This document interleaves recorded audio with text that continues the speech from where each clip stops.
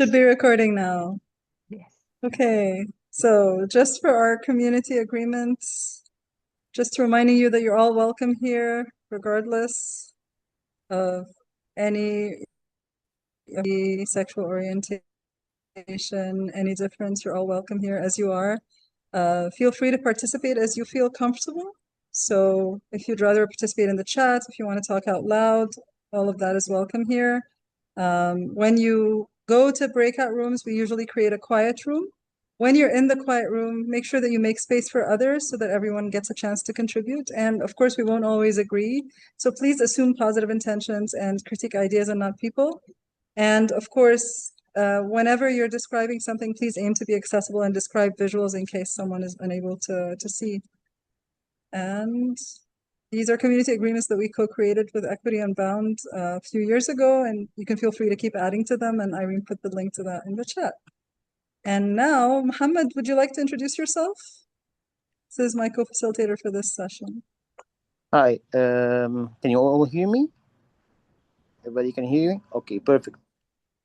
So I'm Mohamed Darwish. I'm an assistant professor in the construction engineering department at AUC, Egypt. This has been my first event as a co-facilitator in MYFest, but I was typically attending several events.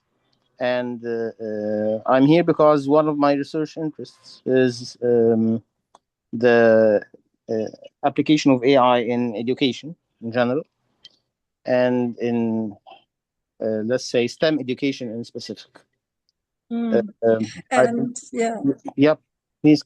I'm curious also what everybody's discipline is. So, I mean, since you were saying this, so Mohamed and I, Mohamed is leading a project that we got a grant for on co-creating AI guidelines with students. And we did a session a few months ago that some of you came to when we did bring some students and we sort of tried to co-create guidelines with them. So we want to share with you what happened when we did them in our classrooms and also to brainstorm with you. But let us know what your disciplines are. So Mohamed's a construction engineer, but I have a PhD in education and I teach a course on digital literacies and I have students from all disciplines. So who is from what discipline? Tell us in the chat. But we also have an idea. See. So just making sure you're in the right session. So when Mohamed and I submitted this session called Work in Progress, our interns at MYFest and our program managers were like, "Are you sure that's the title of the session?" And my point is, like, we're not done with the research. We just did a little bit of it and we're sharing it midway through. We haven't finished doing all the things we were planning to finish, and we thought we'd get your feedback and your input. So we have some people from STEM, like chemistry and computer engineering here, ed tech people, Islamic studies and social and cultural anthropology. Mohammed, this is Yassine Ismail that I was telling you about. And then we have ecology and also working as an ed developer, science ed, mathematics, biomedical engineering, okay, education, higher ed pedagogy, digital pedagogy, instructional designer, digital ed, sociology and gender studies. So half of them are like me and half of them are like you, Mohammed. Facilitation in general and mass comm public relations. Yeah, you're a lot of things, Alia. All right. So yeah, so I think I've asked people to tell us where they're joining us from, what they do before the slide said so. So we're good on this. And so yeah, so we're hoping today to share our project goals, share our project process quickly, and share some of the outcomes. And then we want to invite you in the second half of today to co-create new scenarios together and bring in more ethical theories that you think may be worth exploring. And we would actually try to take some of these things on board next term. And you're welcome to also, of course, copy this process or adapt this process for your own context. Go ahead, Hamid. Okay, so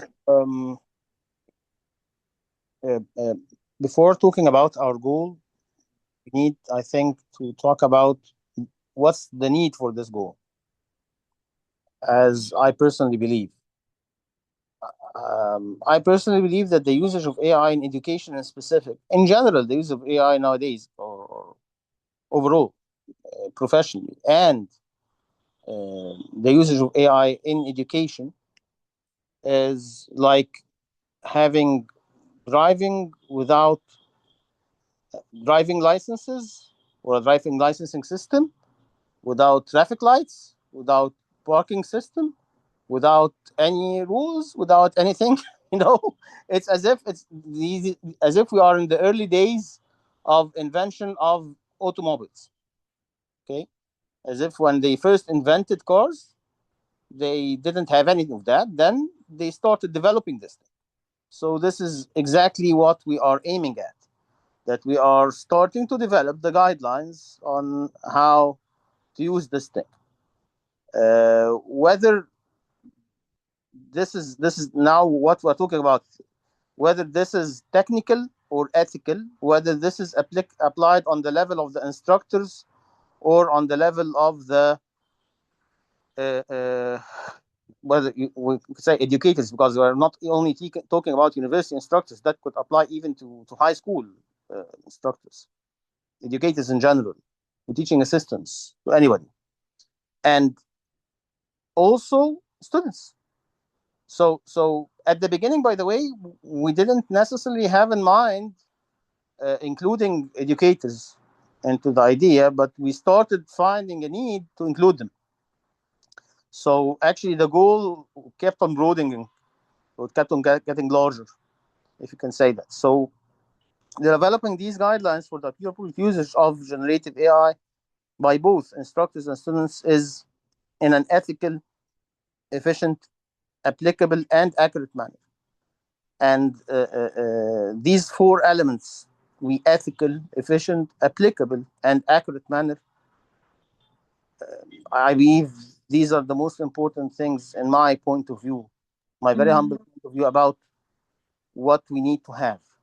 I By asked a question in the chat about if anybody has concrete AI guidelines in their institution, and nobody answers. But I don't know if nobody answered because they didn't see the question, or nobody actually has concrete AI guidelines in their institution. I'm assuming that most people don't. I mean, AUC does have guidelines, but they're very loose. They're yeah, basically professors, you do whatever you think is right, and just make sure your students know what your guidelines are. Yeah, guidelines are not policy. Same, same. And some don't have any at all, but they're working on it. Not sure how you can have. Yeah, I know. I'm not sure how. That's why we don't. It's so hard to have them concrete. As in, like, so all whatever it is we have, people are always saying this is too loose. Like, I don't know what to do with this. Because the guidelines are just so about do whatever you do what you want to do, but just let your students know what it is. And students, the advice is make sure you know what your professor's approach is. Uh, it should be course exactly. dependent. Exactly, that's what we have as well. I agree also, Sukaina. They're as concrete as they can be due to context. So what we were trying to do in our courses is to try to do this exercise in our different courses. We have a few other professors with us as well. And to see if we co-created them with students in engineering and non-engineering courses, and in some sort of behavioral architecture courses, which are also an intersection between science and social science. We were curious what would come out. And oh, okay, so just the faculty aren't even required to have policies. That's interesting. Okay, all right. Sorry, Mohammed, did I? Okay, do you want to do this part? No, no, you can. You already started talking Okay, about. I'll give a brief about the process, and then you can yeah, go. Okay. So yeah. initially, we had the concept of having a pre-survey. Pre-survey, just to within each course, each instructor. Oh, I forgot to mention something very important. We have other partners in this project. So it's Maha Bali, Ibrahim Abu Talib, Khalil Al Khodari, Aya, Musmar, and myself. We are the five faculty members uh, working in this project. Each one of us was teaching one or two courses within the past academic year, and we had this survey that Maha is sharing with you online sent to our students at the early stage of each course, and then afterwards, I can't remember how long afterwards, maybe 1 month after or something like that, a month and a half after, we had we had our co-creation session. I'm not aware whether any of the people here have attended the co-creation sessions or not. Maybe some of you did, maybe some of you didn't. So the idea of the co-creation sessions was to have different examples, different or have an introduction on the general concepts in general, and after that having some case studies or some examples, you could say, not case studies, some examples, and the students will give feedback on each case, what should be done, what's the situation, assessing the situation, and what should be done in such a case. Um, this is this is the main goal of the co-creation sessions, and this is Yeah. actually what we are hoping to have today with you, Yeah. which is co-creation sessions. Yeah. And what happened with the co-creating guidelines thing is we tried to do it earlier in the semester, but never got around to it. So we did it towards the end of the semester. So I think, Mohammed, we didn't have enough chance to make sure that actually the guidelines we co-created with students, we were actually applying. I feel like we sort of need to start doing it earlier in the semester so that we can apply them and revise them if they're not working or if the students are not following the guidelines that they themselves co-created. And we also, in our plan for the grant, we were planning to get student reflections and focus groups towards the end of the semester. And we have a research assistant who's supposed to help with that. But so far, we've only been doing the surveys. We did the survey for 2 semesters, and we did the co-creating guidelines last semester. We did one session online, and each of us did a session in our classes. So Yeah, hopefully we'll be able to do this in the fall, inshallah. About and I mean, if we do it in a really timely fashion. But again, yeah, there is one variation that will vary from one course to another, which is that when is the major item within the course having involving AI, when will it be offered? Because I mean, will it be offered yeah, 1 week, 3 weeks after the co-creation session? exactly, You cannot, you cannot, exactly. you cannot always have a full control of something like that, That's especially true. with the students. I mean, they keep on changing the deadlines. Yeah. Yeah. So yeah, and just yeah, in our different courses, we start talking about AI in different ways. So I start talking about AI as in developing students' critical AI literacy towards the second half of my semester, because I build in a lot of times where we talk about biases and equity in life, so that then when we talk about them in AI, they understand why this is a problem. Whereas I think if you just start talking about it as a problem in AI when people don't even have a foundation of what bias means and what unconscious biases are, then you talk about it in AI, they don't understand why this is a big deal. So what, you know? But at the same time, Muhammad, I feel like they're already going to be starting to use AI from day one of the semester if we don't talk about it. So this is Yeah, yeah, their yeah, AI literally develop the foundations of the course before you can talk about where AI fits. And at the same time, the course begins and they don't have AI guidelines. So it's I think it's an egg thing. Curious if other people here, what do you do in terms of your AI guidelines for yourself, for your classes that you teach? Do you have a survey? Are the guidelines different in each class? Yeah, so we'll show you what came out in both of our classes. Um, and we don't give them guidelines in the survey. So we create the guidelines after going through a process of looking at scenarios, and then we ask them, so based on your analysis of these scenarios, what should we have in the guidelines? But I'm curious if others have surveyed their students on their attitudes towards AI. I know that it takes time for students to trust me to tell me how they use AI.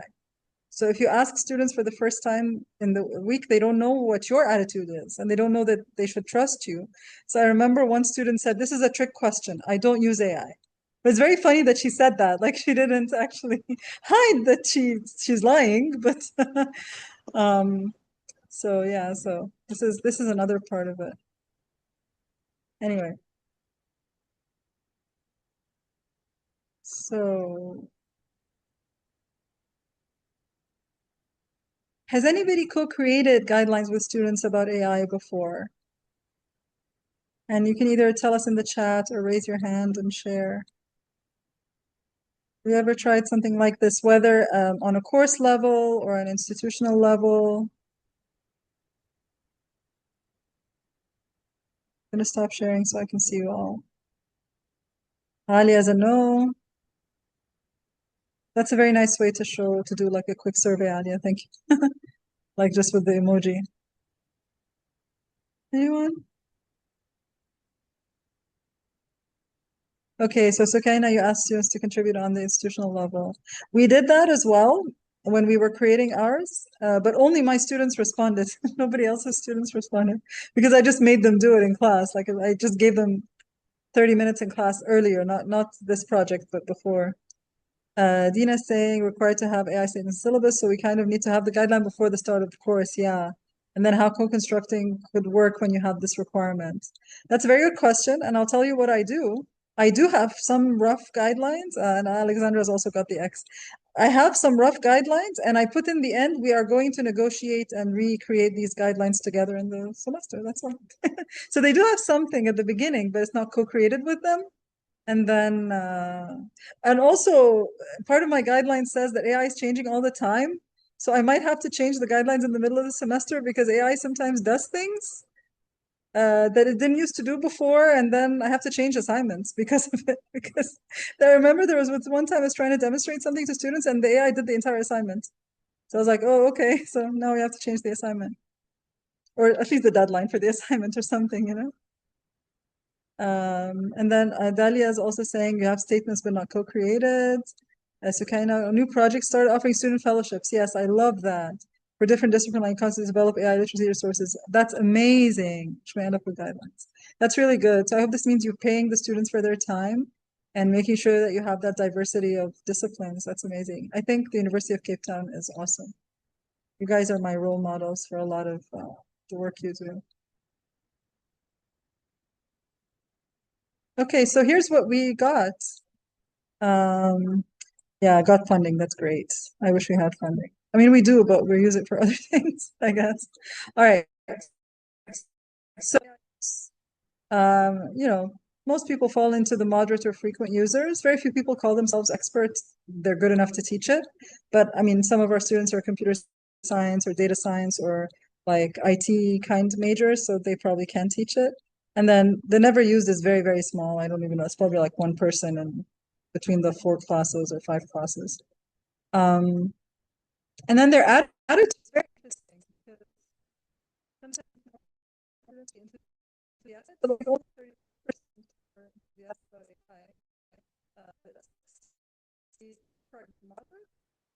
AI. Is it just me or can't we hear Maha clearly? No, that's happening for me too. I'm glad you asked. I was wondering the same. Yeah, me too. I can. So, We can't hear you well, Maha. Maha, your connection is off. okay.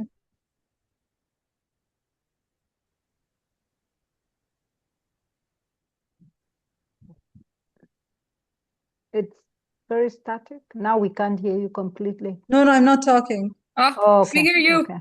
You can hear me now? Now you're okay. Yes, Yes. congratulations.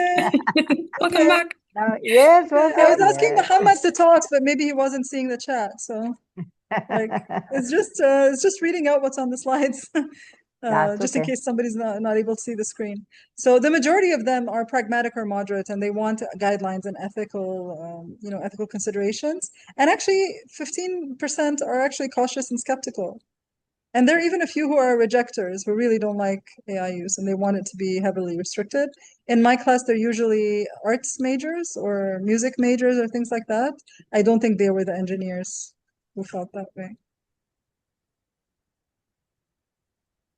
And I mean, I want you to reflect on whether in your institution that's the kind of attitude, or do you collect data on student attitudes? Like we also have some institutional surveys, but I also want to know my students in my class, what are their attitudes, you know? So I want to ask folks to tell us in the chat, what are your main concerns or hopes regarding AI use in your courses?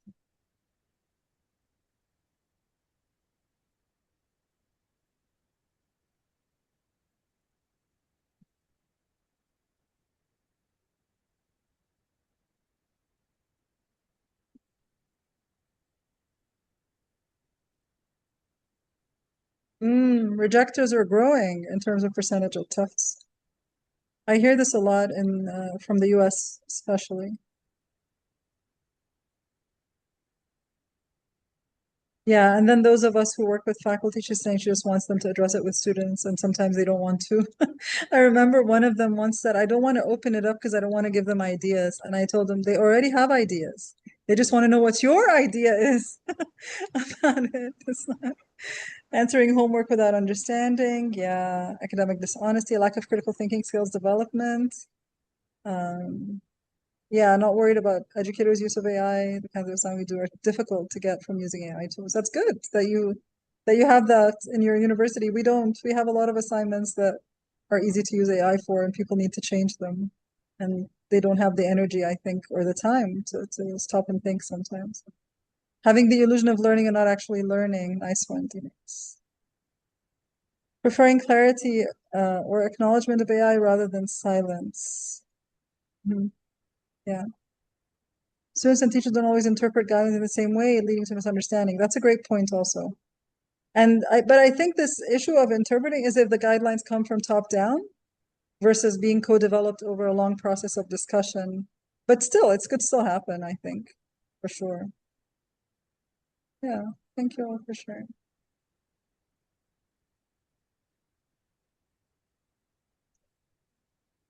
Okay. What do you think your students' main hopes and concerns are regarding AI use?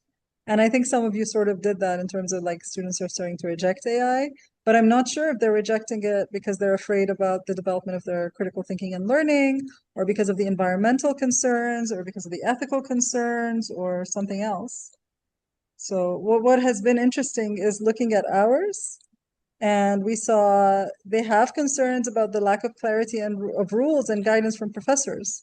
And they are asking for more ethical use and training and not just permission, because some people are just giving them permission but not giving them any guidelines still. Oh, you have a student who can't stand generative AI health-wise? I don't understand what you mean by health-wise, though. So, I once introduced the notebook LM to Uh-huh. basically experiment with the audio option of converting, text files into like a podcast they can listen to experiment and see the extent to which the Yeah, information is accurate and so yeah, on. yeah. So, when I just displayed this on screen, as soon as I started playing the podcast, I saw that she immediately plugged her ears, and then she told me later Oh, onwards that she cannot stand wow. the sound of it, nor anything related to generative AI. So that was an Mm. interesting thing for me to keep in mind Do you too. know, speaking of this, Alia, when you said this, my daughter, if she sees an AI generated image, she closes her eyes. Hmm. She can't stand, and she's like, "How can you stand it?" I'm like, "Because I'm reading what's next to the image." She's like, "Yeah, but the image has turned her off so much. She Hmm. finds it so nauseating that she can't even look at the slides." And honestly, when I see someone's presentation and it's full of AI generated images, I get nauseated too. Yeah. But some of these are getting better, but some of them have the same aesthetic, and it's very upsetting. But yeah. True. What else do we have? People are saying you have students decline to do an optional assignment because of environmental concerns, and sometimes they don't want to say why. Some have expressed equity issues around some students having access to better paid models. This is a huge issue, right? Even if universities offer one or two tools that are paid, other students will have access to even more expensive tools and different tools. So yeah. And audio processing disorder could be, that's what Yasser is saying about Alia's student. Yeah, Thea's son also like mine. Helen's son, who's also almost the same age as my daughter, same. Okay. And then we asked them what they use AI for. And the majority are using it for summarizing articles or papers, like 90% of them, and improving writing clarity, which because in the AUC context, they're non-native speakers. And I think maybe some of you have the same situation. I don't know if those of you who are in an English-speaking country see that non-native speakers are using it more for that than others. Leanne's daughter is mid-20s, opposes for a number of reasons, including the US Tech Bro Association. This is huge. This capitalist, extractivist approach, yeah, the theft of intellectual and creative works. The more creative and humanist a person is, the more likely they are to cite this. It's very rare to find. I don't know, Mohamed, can you tell me, do you know anyone in the School of Engineering who rejects AI because of the ideology of the creators? No, not because of the ideology. I mean, because being skeptical, mainly. Not. Mhm. I mean, not.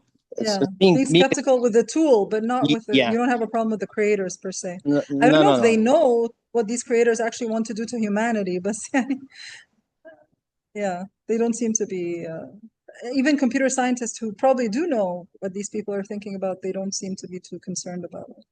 And like I talk to them about it, they say, yeah, we know. But like that's not a big deal to them. I don't know. It bothers me. Other things that students use it for: task management, organization, resumes. There are a few things that don't have a lot of students who are admitting to using them, but I noticed them. Things like stress management, things like habit tracking and goal setting, therapy and life coaching. I mean, companionship, okay, only 4%, but still, I'm so worried about those kinds of things. And then I don't know about some of the other stuff like financial budgeting and planning, like how good it is at that. I know that with nutrition and meal planning, oh my God, I know people who have it like design a diet for them, and I'm like, I'm not really sure this diet that the AI is creating understands all your health, all your health situation, and it might harm you, and it has no accountability. But yeah, Thea's concerned about AI being sycophantic. So if you start with the bias, it will reinforce that bias. Exactly, to agree. Like all algorithms, actually, before it, now that I think about it. But AI is a bit exaggerated. Generative AI, I mean, is exaggerated. So Kaina, oh my God, she's mid-20s already, opposes AI use. And one reason makes students skip the learning. Yeah, she tutors undergrads and she's seeing that impact. Yeah, of course. They skip the struggle of learning, right? Justin saying most surprising response from students are around wanting to stop using it, but feeling they can't stop using it. Yeah. And this is, they know is not good for them. I hear that too. It's like they can't control it, which is really worrying, I think. And the summarization. At first I thought it was okay, but I agree with you, Leanne. It's their issues because it has errors and it misses nuance. And then, yeah, I agree. Also need the article, find the article by Canadian doctors finding that AI dictation services found error prone. Yeah, that's, I bet that would be the case. One of the things people don't talk about enough, sorry, I'm going to stop sharing the screen and say this in response. There's something called anticipatory accountability. You know, before you start using AI for something, that it is error prone. Why are you using it for things that are high risk that could cause a huge problem, like dictating the wrong medicine or the wrong diagnosis, or if it's a high risk thing, why are we using it in the first place? I mean, there's no need to use it and then discover. We already know this is going to happen. So these are some things I don't understand. But one of the things that the students, someone said this, and also in our survey, students were saying, but they feel the need to be prepared for the job market. And one of the things that we wonder as in higher education is they need to be prepared for the job market. So what basic foundational things do they need so that if they use AI, they can use it critically, rather than focusing on actually the skills and the tools and stuff. These are more things on the specific educational tasks, and as you're expecting, understanding complex concepts is high, summarizing lecture notes is high, research assistance, problematic because it still can make up references or summarize them incorrectly, summarizing and paraphrasing again, citation help. One of the things that I think they do, they like to let it format the citations, but it doesn't always do it properly. Image creation is one, and coding, of course, for people who do coding, and then essay writing assistance is there. It's like 50%. And then practice exams and quiz generation. That's also quite common. And study guides and flashcards and things like that. All right. So we're about to go to breakout rooms. We just want to show you the slides we used for co-creation, and you can look at them in your breakout rooms if you want, again, in more detail. But some of you have seen them before. So we're just going to show you very quickly. So it was a day or half day. In Mohammed's class, it ended up being the whole day, right? Because the conversation just took too long.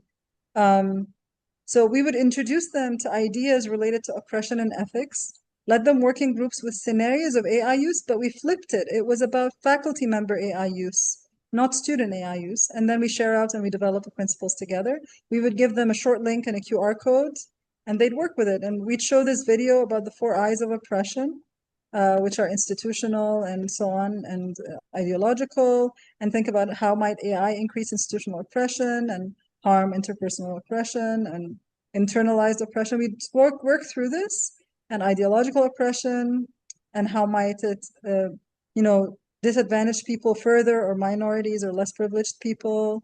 And we'd also talk about some ethical challenges, but these were always Western ethical perspectives. And this is why I invited someone I know who works on ethical perspectives that are not necessarily Western. I hope that she'll contribute those in the breakout rooms and in the slides.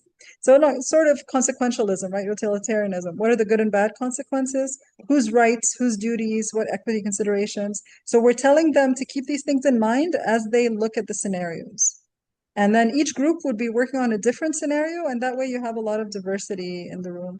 We give them an example of like AI detectors and why AI detectors have good and bad consequences, but whose rights and duties whose rights might be violated, what are the duties here, what equity considerations are there. And then in different groups, they would take one of these scenarios on a faculty member using AI to create a syllabus or to give feedback or to create assessments. And then the next two are students who are in a group work where one of their colleagues is using groups, or they're in a class where one of the other students is using AI and getting better grades than them when they're following the teacher's guidelines and the teacher has no idea. So these are the 5 scenarios. So the scenarios are here. We're not going to read them through because some of you have seen them before, but you can look at them in the breakout rooms if you want. But what we'd like to do today is and then we share up by group in the classes. So we just want to show you what Darwish's class came up with, and then what my class came up with. And then we want to suggest that you go to the breakout rooms and either co-create new scenarios that we could use in future classes, or think about other ethical framings that maybe we've missed out on that maybe you would want to use with your students. So Mohamed, do you want to share some of what your students came up with that's on the slides? Yeah. But I just need to point on some differences between what you will see in my class and Maha's class for some reasons. First is the different audience, because I mean, I was teaching a mechanics course for specific majors for electronics engineering, computer engineering, petroleum engineering. So they were people from specific majors. This is one thing. The other thing is the number of students. My class was only 10 students. So that caused a limitation in the number of scenarios they were able to go through, because we used to have them in groups. So groups of maybe 3, I recall, Maha, something like that. So we were able only to tackle 3 scenarios, not all of the scenarios that you will have in the slides. So of course the group that was in the class of Maha was much more able to cover a lot of scenarios rather than my class. For the scenarios that were covered, they reached some conclusions for professors and some general for both professors and students. So mainly that if it is the case that you need to admit the point that use of AI is inevitable, then you should accept it and start to design the different course activities and different assessments based on it. And understand that, of course, I mean, you will need to prepare the student to be able to judge the AI output. And of course, the instructor is responsible for doing this job if the instructor is using AI in any preparatory or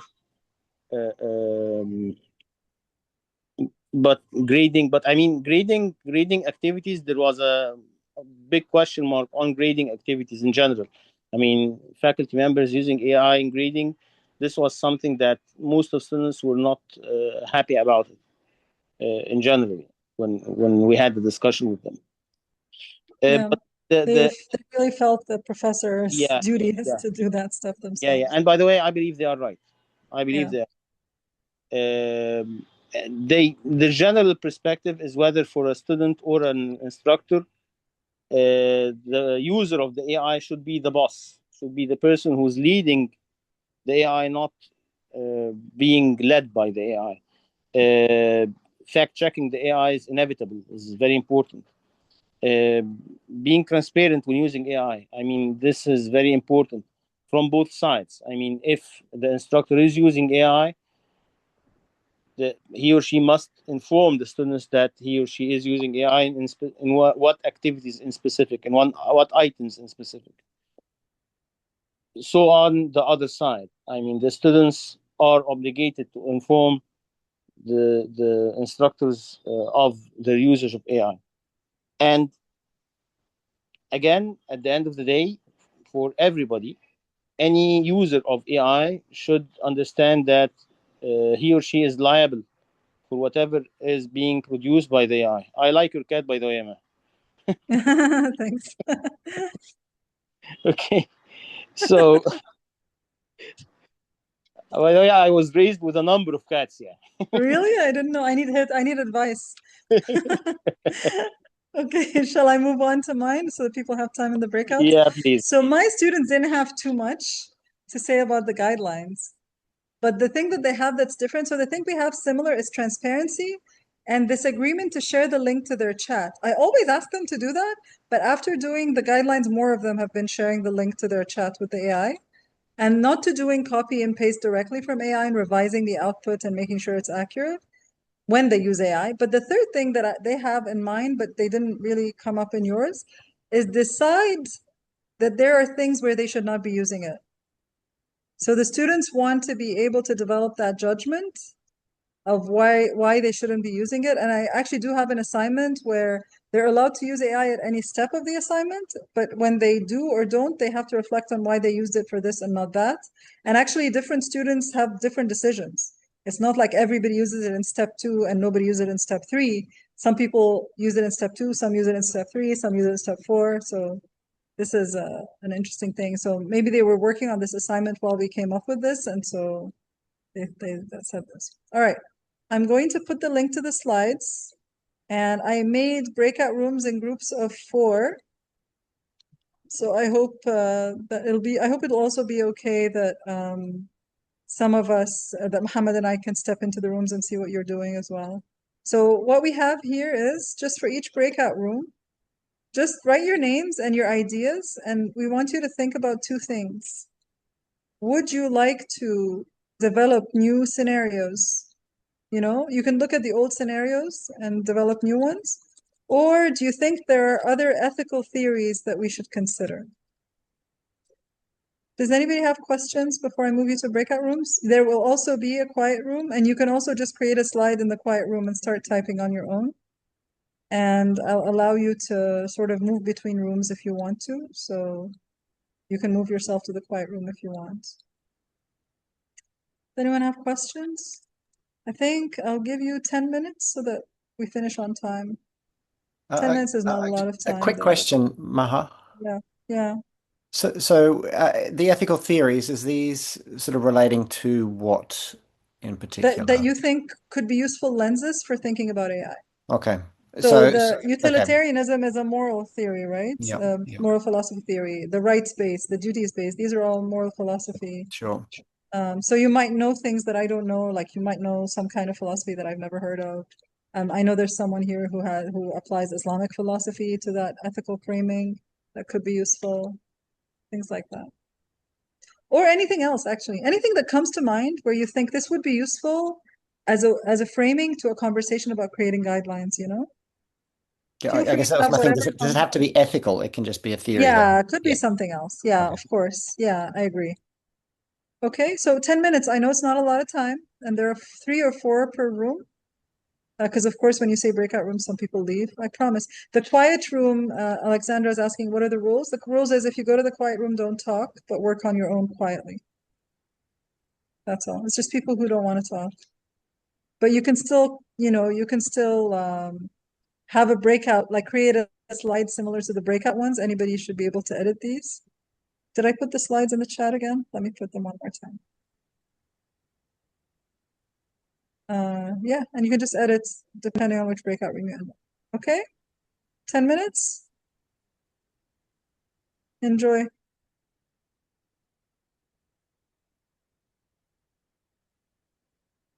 Yasser, Irene, and Mohammed, none of you will be in any of the breakout rooms, but I will monitor to see if too many people went to the quiet room, and then maybe one of us can jump in if a room doesn't have this. I think everybody looks okay. People look like they're staying in the rooms. Yeah, May, of course, joined the breakout. So room 3 doesn't have a lot of people. Does someone want to join them? Yasser, maybe if you're up for it? I can. Oh, okay. Maybe not Yes. here. Yeah, if anybody, I'm just anybody can join room 3. That I mean, if you'd like to do it, I'm happy to. Yeah. I can join that. I'm open. Maha, did you stop the recording? Oh, good idea. Thank you. Can you do that? Wasn't enough. Thank you, Yasser. I think that was Yasser or Irene who put the recording back because I forgot. All right, thank you, everyone. So I know we only have about 5 minutes. If you can stay for longer, I'd love to hear what happened in the rooms because most of you were naughty and didn't put things in the slides, and I want to know what you were talking about. Would you guys be willing to share? Shall we? If anybody has to leave, of course, at half hour, of course, go ahead. Leanne, go ahead. Sorry, I'm back here going, we were naughty and giggling. So we had a couple of very interesting scenarios come up, and there's one that I'm thinking it's Thea is really bravely typing out right now. But there was a scenario raised about those AI note takers. And if you have a group project and someone stops participating, but they quote unquote sent their AI note taker, what does that mean? Did they participate? There was a scenario I encountered in the wild where an institution didn't have an AI policy and was deferring to their professors. Most of their professors are adjuncts and carrying very heavy class loads with large class sizes. They also don't have any plagiarism detection or AI detection, and I didn't want to debate the use of those tools, but just noting those tools were not present. The professors have very heavy workloads. Students are submitting their papers through the LMS, and then an instructor told a student, your paper flagged for AI. The student's logical next question should be, what did you run my paper through? Because I didn't allow that. And that's something I actually encountered. I had a student tell me about this, and I was kind of horrified. So, yeah, I think it's crazy that educators think they have the right to take students' intellectual property and run it through a system that they don't know what they're doing with that data without the student's permission. It's so problematic. And what's crazy is when you tell them AI detectors aren't accurate anyway, so it's like giving it to a calculator that gets the answer half the time wrong. They go, but I put it through 3 different AI detectors and they all said something similar. And I was like, no. I'm like, you are a better AI detector than the tool. And trying to sort of, yeah, but that's a scenario I think we could put in definitely. Thank you. But you guys weren't naughty. You guys actually have notes. All right, who else wants to share from their room? Can I'm in the same room as Okay, I'm just gonna go in order. Room 1. Sorry. Can I share one more? You're the naughty room. Okay, go ahead, Thea. So one of this, and this is more from a professional standpoint, because I've had meetings where people are very busy, and so they're not able to come in, but they've got the AI note takers just automatically entering Zoom meetings if it's on their calendar and generating like a transcription based on that. And so the scenario that I came up with was if students are working on a group project and let's say they hold meetings over Zoom, one team member never shows up, but they always have the Gen AI note taker come in. And so the students argue at the end of the semester that one student did not contribute at all. And they ask the professor, that's not fair. They say that's not fair. But the student who has not been attending the Zoom meetings argues that they've been participating It's just they can't make the meeting times. And so that's why they use the Gen AI note taker and they read the notes afterwards and still contribute. I really don't know what to say to that. They really think anybody's going to take that seriously? I think that some students would try to. Oh, you just added a nuance that so everyone in the group we were in heard me complain bitterly. I hate Oh, group projects, just bitterly.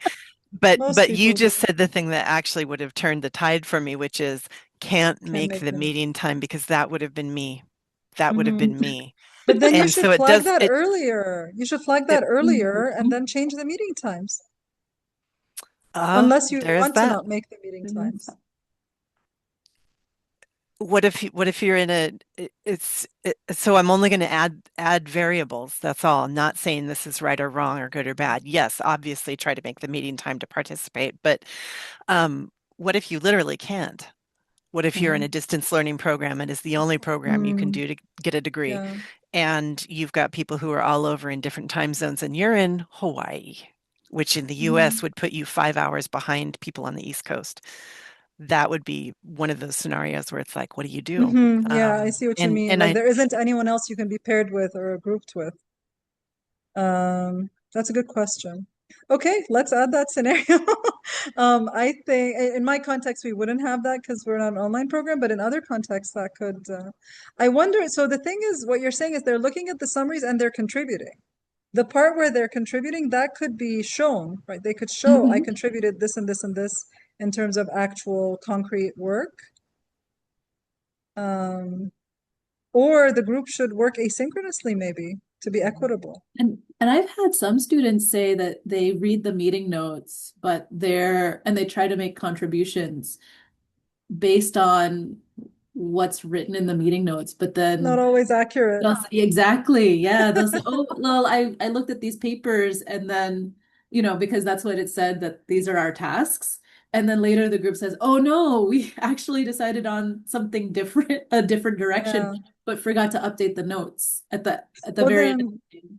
then maybe taking Leanne's consideration as an equity consideration, then maybe the group should give the person the next steps and tasks rather than depend on the AI note taker to do that. Yeah. But maybe they feel like, well, you should have come to the meeting and they don't want to make that extra Mhm. effort. But yeah.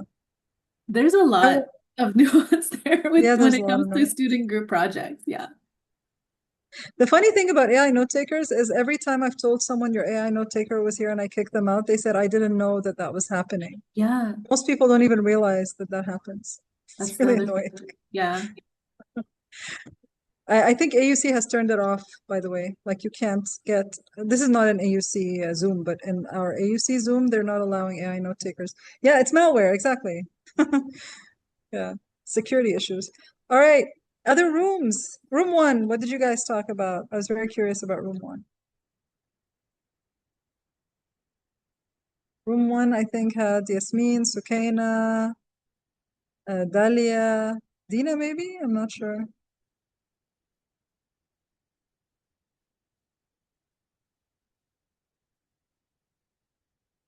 It's okay, no apologies. It's exactly 1/2 past, so. Maybe it's better than the one in Zoom, Sukaina, if MS Teams note taker is helpful. Also, it depends on how organized your conversation is. I think if your conversation is very organized and you don't go on tangents, which is not our meetings at AUC ever.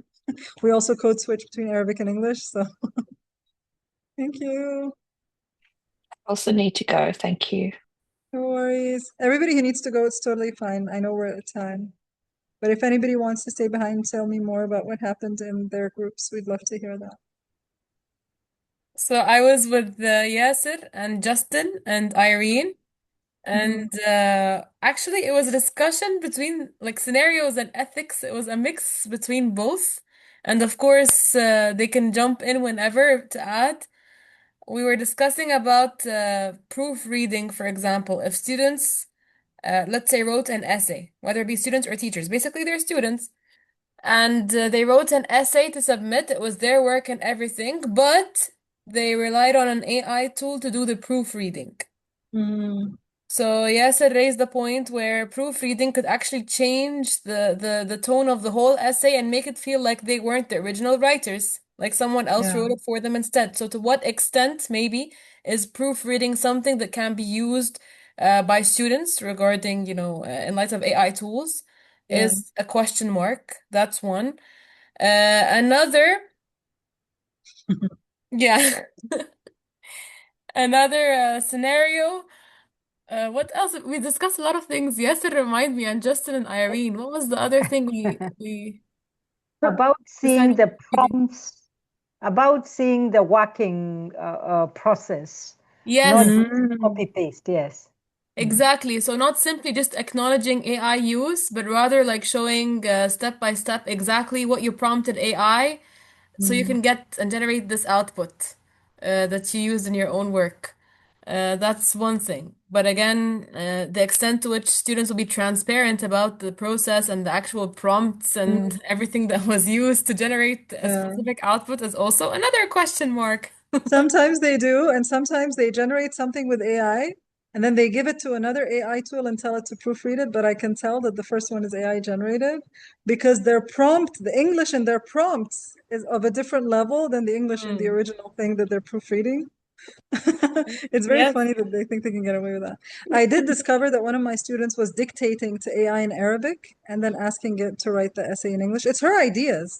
But she Hmm. watched a video, a movie that I assigned in English, and then she's reflecting on it in Arabic. So the reflection, when it then gets retranslated into English, is very weird because it doesn't use the same phrasing as the movie that was in Hmm. English because it's translated from Arabic. It looked very weird.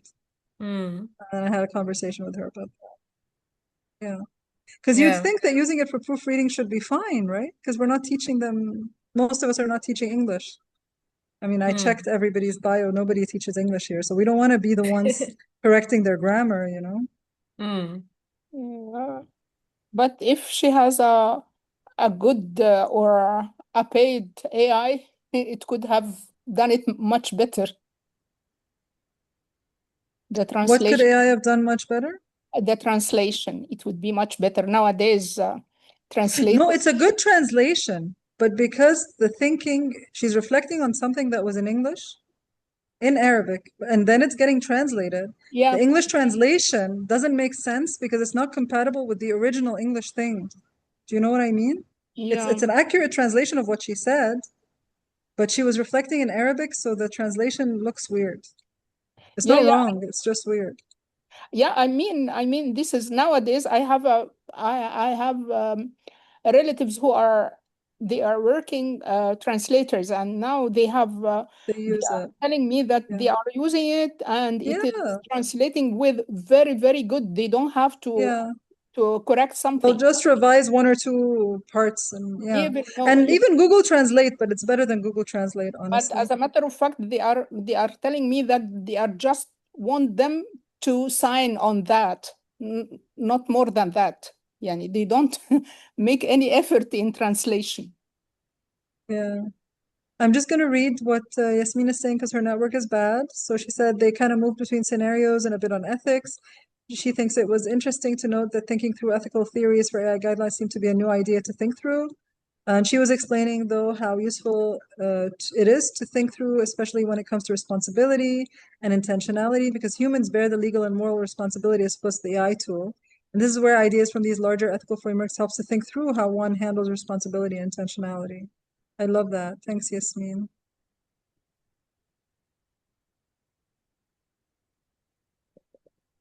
But now I'm wondering if we were language instructors or teachers, how would we go about proofreading and the extent to which students can use it to correct, the extent to which Yeah. students can use AI to correct their English and grammar? We have a lot of people who teach English who come to MYFest.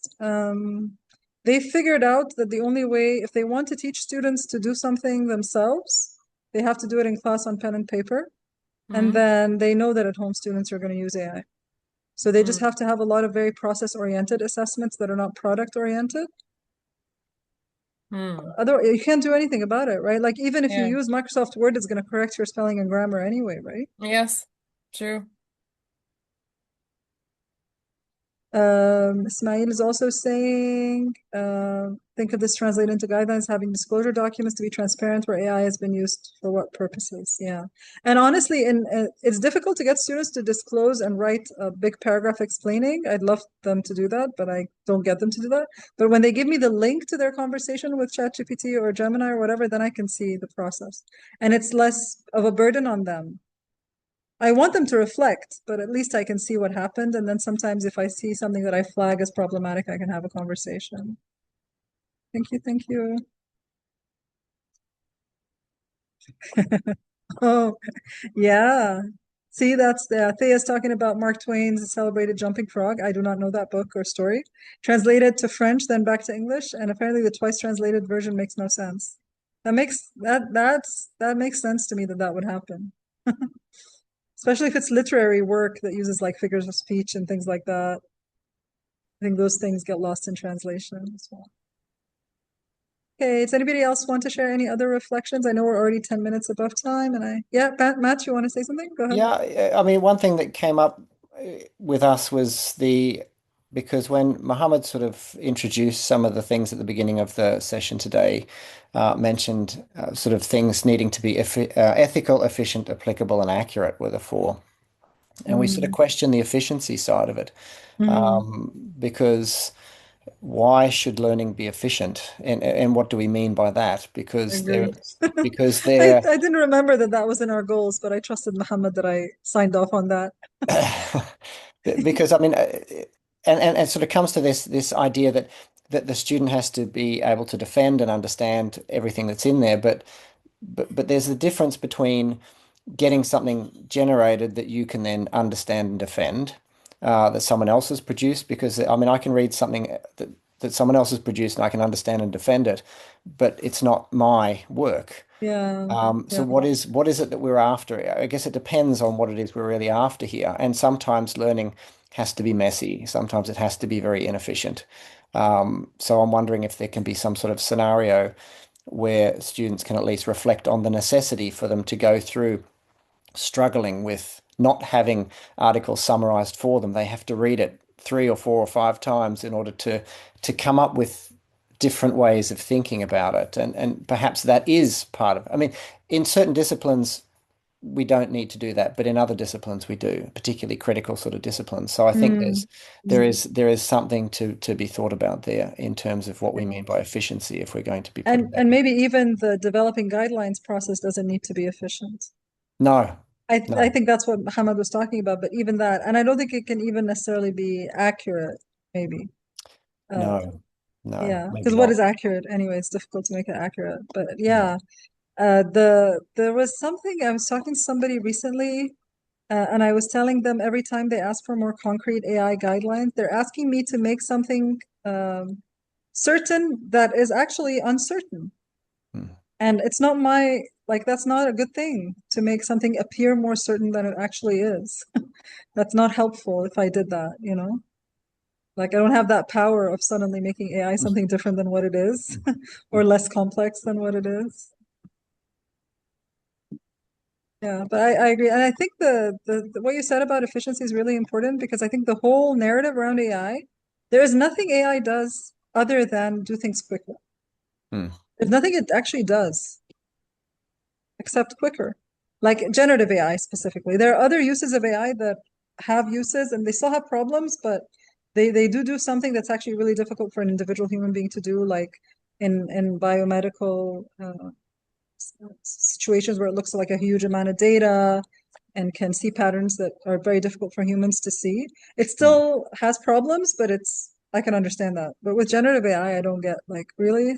I don't get it. It's just efficiency and